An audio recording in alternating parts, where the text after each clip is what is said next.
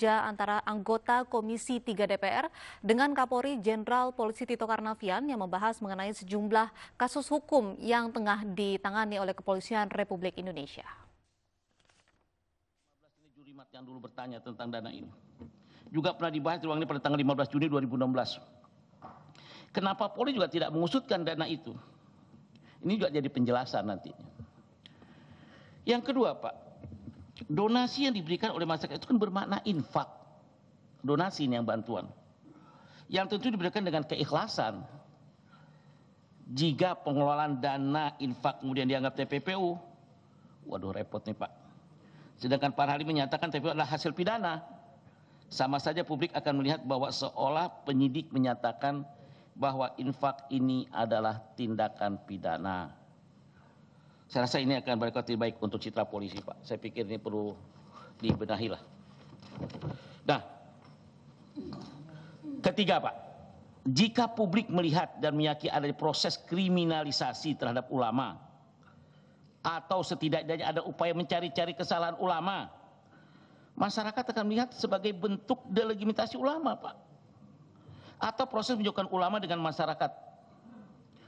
Saya pikir sekali lagi, Pak Ketua, ini juga akan menjadi persoalan untuk citra Polri. Karena saya nggak mau Polri dibeginikan. Terlalu mahal Polri kita bangun, Pak. Selanjutnya, Pak Ketua, saya lari ke tema lain. Saya ingin mendapat penjelasan mengenai persoalan isu penyadapan yang terhadap Presiden kita Pak SBY, Pak. Presiden kita mantan ya. Hal ini sungguh tidak mengenakan kita, Pak. Ketika turun ke daerah, banyak saudara-saudara kita menanyakan. Karena sebagian masyarakat mempertanyakan, masa benar seorang terdakwa jenis kayak satu itu orang itu, ya, siapa? Sebut namanya. Ya Ahok. Iya, tapi dia bukan jenis, tapi dia manusia. Oke, saya sebutkan saja. Kita nggak membela dan tidak mengarahkan ya. Selanjutnya saya ingin mendapat penjelasan mengenai proses penyadapan terhadap ini. Karena sebagian masyarakat bertanyakan, masa benar seorang terdakwa seperti Ahok itu bisa mohon diberikan menyadap gitu, memerintahkan penyadapan kepada mantan presiden. Ini kan luar biasa, Pak. Saya nggak ada konotasi dengan Ahok masalah apa-apa ya. PDI nggak usah terlalu marah-marah dengan Ahok. Saya nggak ada kepentingan dengan Ahok. Ya, saya melihat bahwa ini kalau salah ya salah aja udah. Ya, saya mohon diberikan penjelasan dengan penegasan mengenai persoalan ini. Oh. Salah sedikit Pak, kalau saya kasih. Iya. Hati-hati. Kan infus itu tangan. Kamera nih, keluar dari rumah sakit. Jadi saya mohon penjelasan soal ini Pak. Belum. Selain itu ada isu seputar Pak SBY Pak, yaitu mengenai adanya demonstrasi yang dilakukan di kediaman beliau. Apakah memang benar demonstrasi itu dilakukan di kediaman pribadi beliau Pak? Itu sah atau legal gitu? Ilegal. Ya. Saya juga mendengar ada mobil Terano Pak. Ya.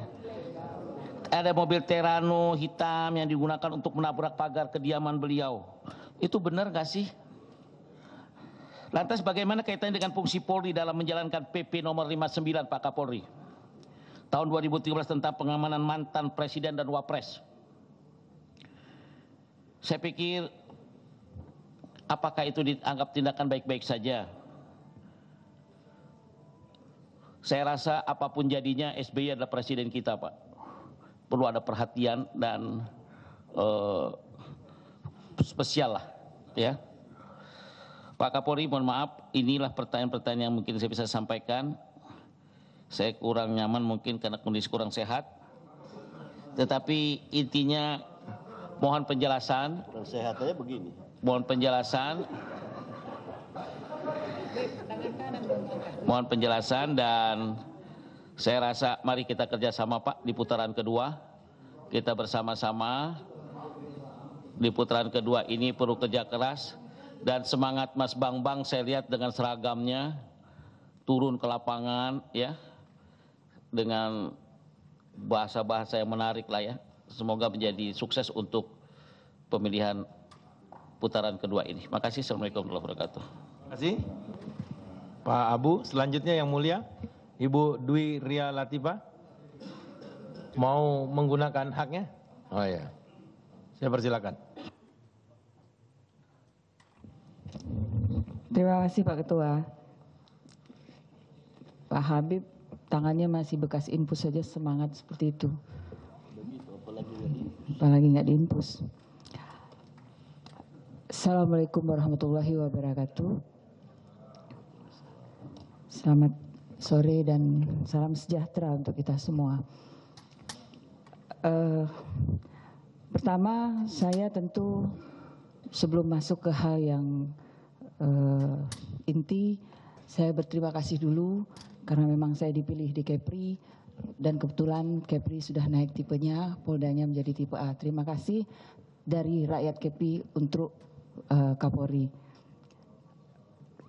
Kedua, dari tadi saya mendengar semua kita di sini memberikan apresiasi terhadap kinerja Polri, baik itu masalah pilkada yang dianggap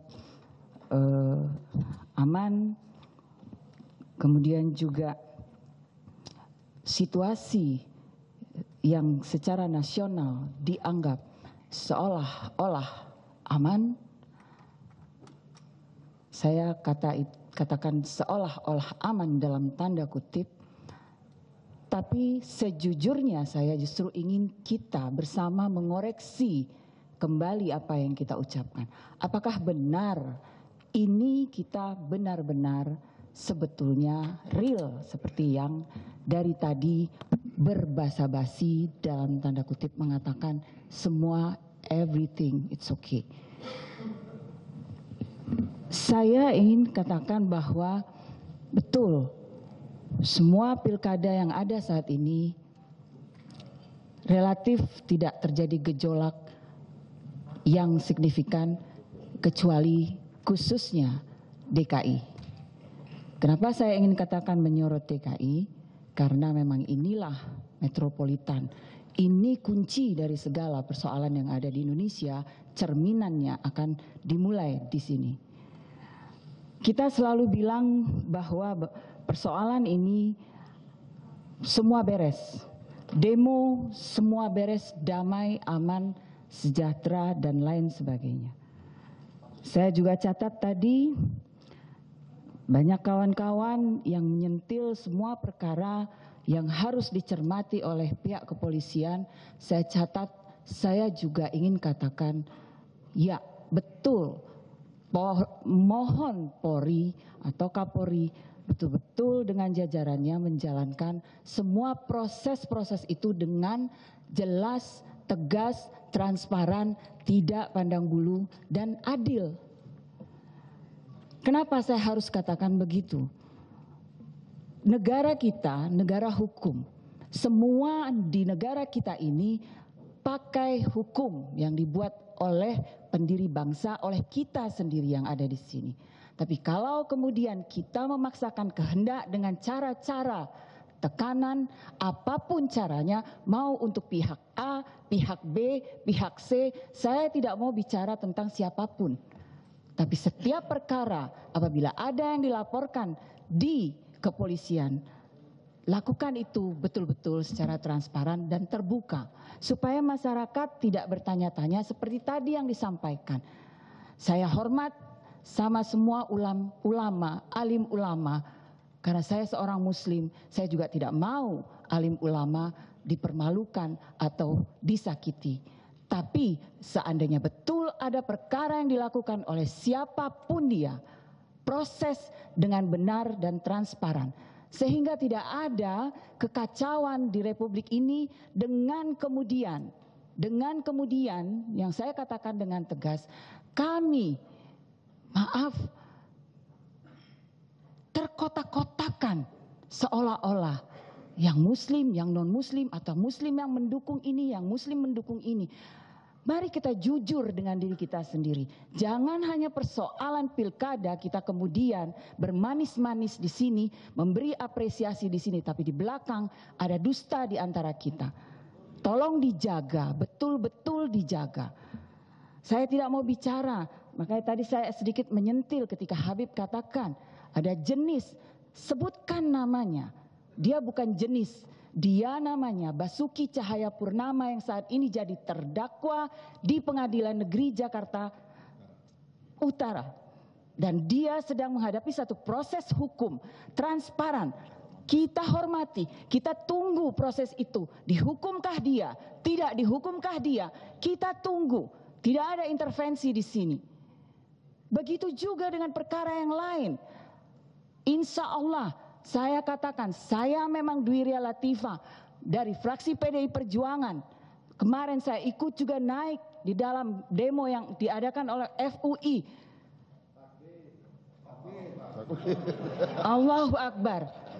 Insya Allah, Allah melindungi kita semua. Tapi saya ingin katakan, jangan main-main dengan kata-kata itu.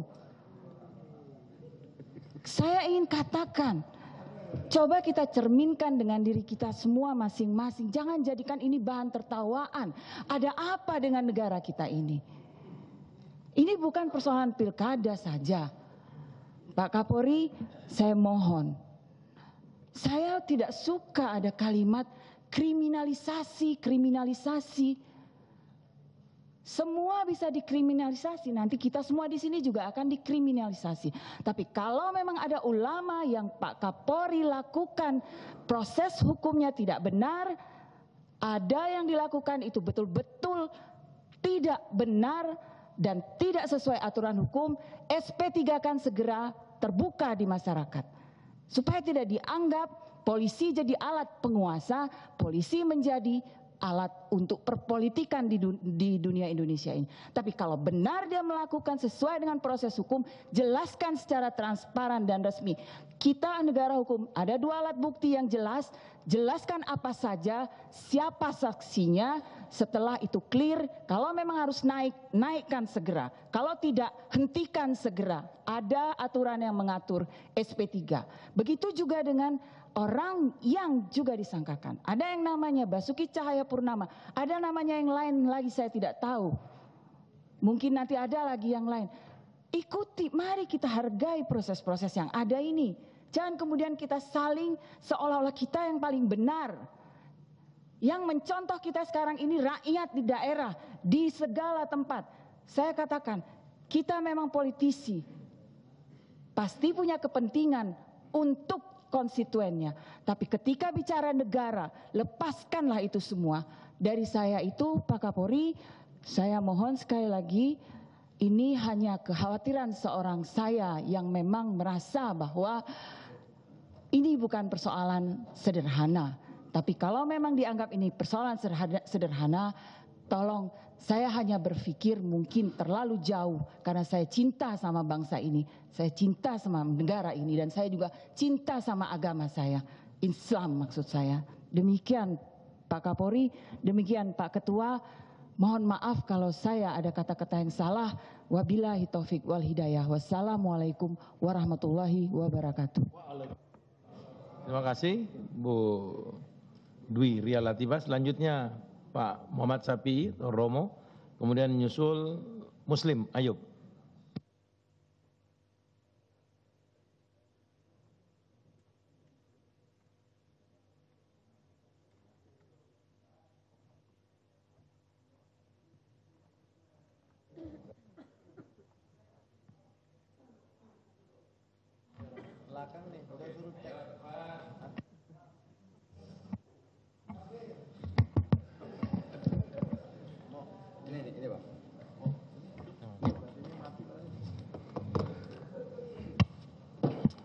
Terima kasih